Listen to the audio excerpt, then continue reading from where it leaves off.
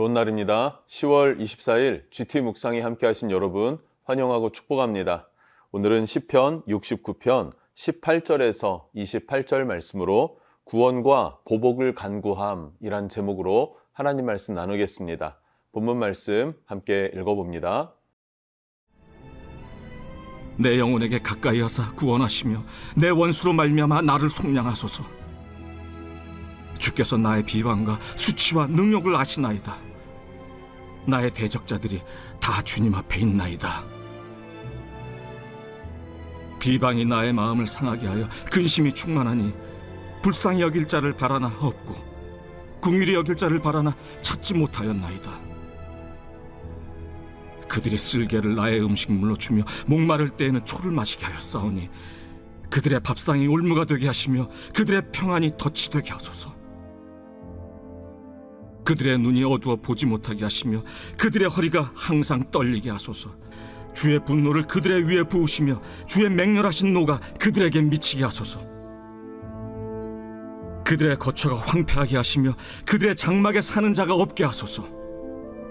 무릇 그들이 주께서 치신 자를 핍박하며 주께서 상하게 하신 자의 슬픔을 말하여 싸우니 그들의 죄악에 죄악을 더하사 주의 공의에 들어오지 못하게 하소서. 그들을 생명책에서 지우사 의인들과 함께 기록되지 말게 하소서.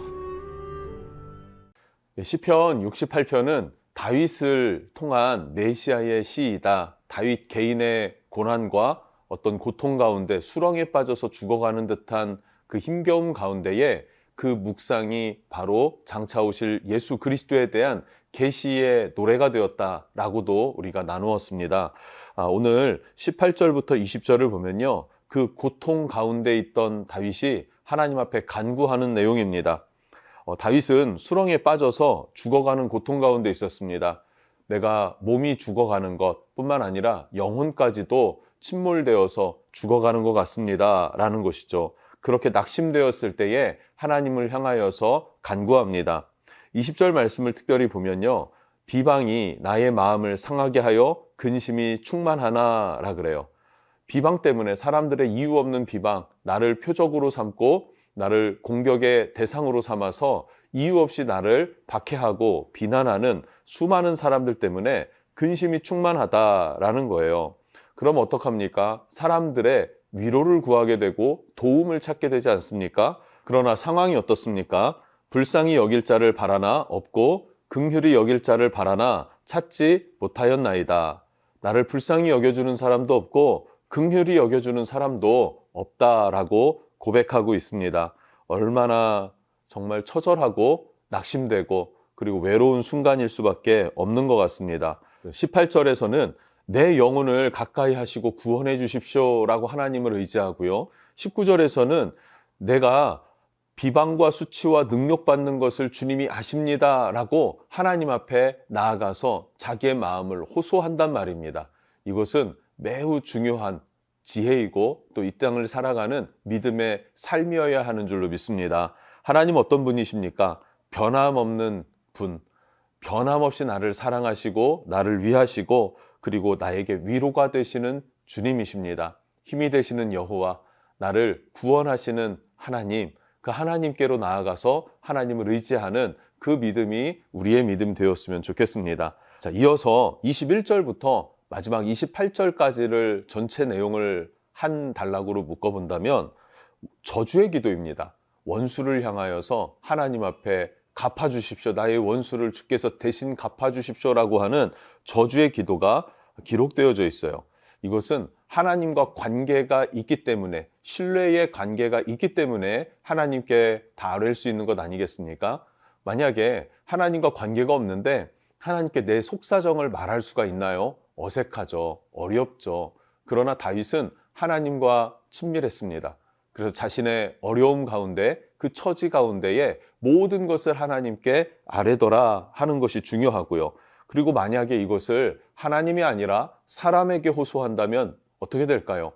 그것은 싸움이 되는 것이고 문제 해결은 더 멀어질 수밖에 없게 된다. 답이 될 수 없다 하는 것이죠. 그래서 다윗은 하나님을 의지했고 하나님께 원수에 대한 그 안갚음도 호소하고 있습니다. 그리고 이것은 지혜이다라는 것을 우리도 기억하면 좋겠습니다. 자, 그럼 원수를 향하여서 어떻게 기도하는지를 보면요. 이렇게 기도해도 되나 하는 생각을 하게 될 것 같습니다. 살펴보겠습니다. 22절부터 보면요. 그들의 밥상이 올무가 되게 하소서 이렇게 얘기를 합니다. 밥상은 그 당시 시대 상황에서 계약을 맺는 자리라고 합니다. 계약을 맺는 자리. 누군가와 계약을 맺는데 그게 올무가 되었다라는 것은 뭘까요?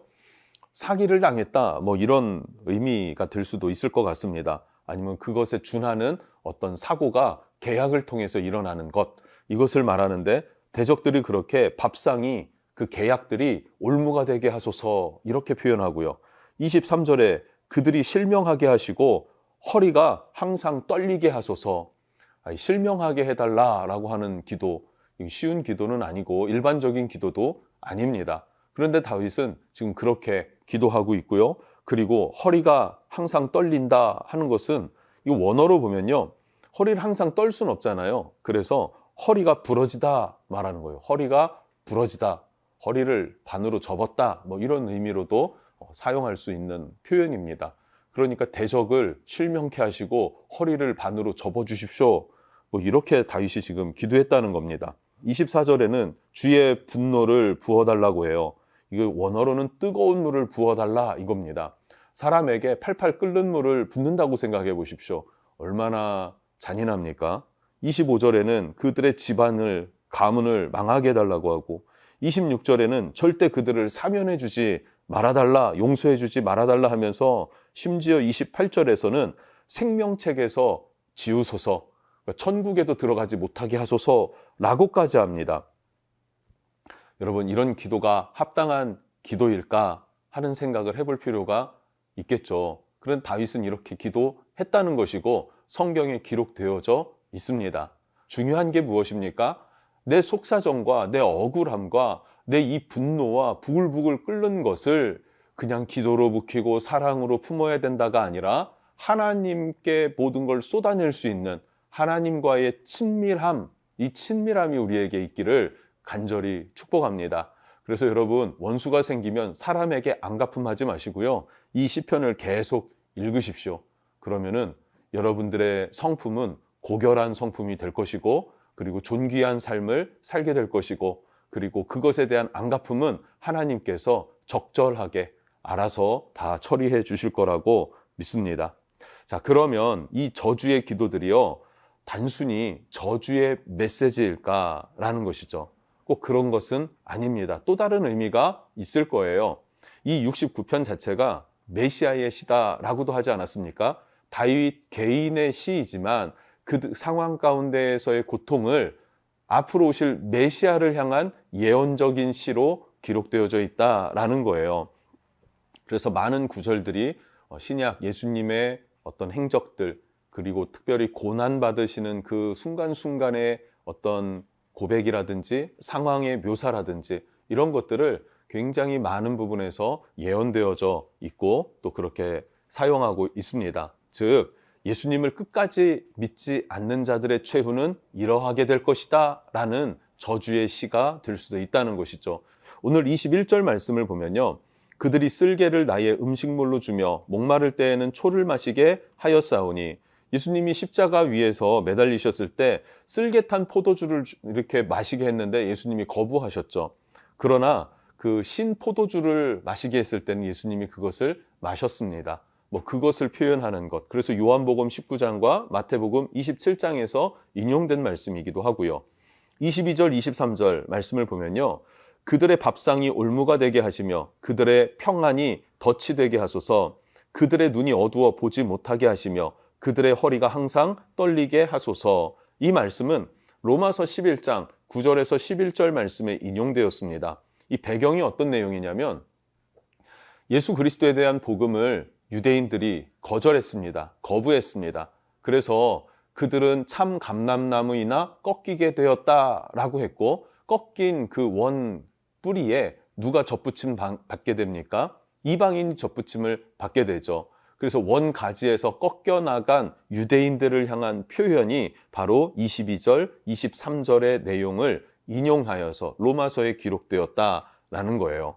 또 25절 말씀을 보면 그들의 거처가 황폐하게 하시며 그들의 장막에 사는 자가 없게 하소서라는 오늘 본문이 마태복음 23장 38절에서는 보라 너희 집이 황폐하여 버려진 바 되었도다 라고 하면서 인용되었다는 것입니다. 즉 복음이신 예수 그리스도를 거절하고 거부했던 그 많은 사람들, 유대인들 또 받아들이지 않은 이방인들, 그들이 받을 저주가 이러하다라는 것이 오늘 본문에 예언과 같이 기록되어져 있고 그것이 예수님이 오셨을 때에 성취됩니다. 뿐만 아니라 예수님이 다시 오실 때에는 그 일이 영원하게 확정되지 않겠습니까? 그래서 예수 믿는 성도들은 이 말씀을 통해서 개인의 어떤 상황과 어떤 개인의 억울함을 하나님 앞에 호소한다라고 우리가 해석하며 적용할 수도 있겠지만 또 뿐만 아니라 마지막 때에 이렇게 구원 얻는 자와 저주받는 자가 나뉘어지는구나. 영접하는 자와 거절하는 자의 그 결과는 극명하게 갈리는구나 라는 것을 우리가 기억하면서 복음을 증거하는 증인의 삶을 살아야 되는 줄로 믿습니다. 기도하겠습니다. 하나님, 우리도 이 땅을 살아갈 때 문제가 있고 억울함이 있을 때 하나님께 호소할 수 있는 하나님과의 깊은 관계를 만들어 주십시오. 그리고 그 주님으로 말미암아 앞으로 되어질 일들, 다시 오실 예수님, 그때에 영접하는 자와 거절하는 자가 극명하게 나뉘는 것을 우리로 하여금 알게 하시고 그때를 준비하며 받은 사명 잘 감당하는 성도들 되도록 축복해 주십시오. 예수님의 이름으로 기도합니다. 아멘.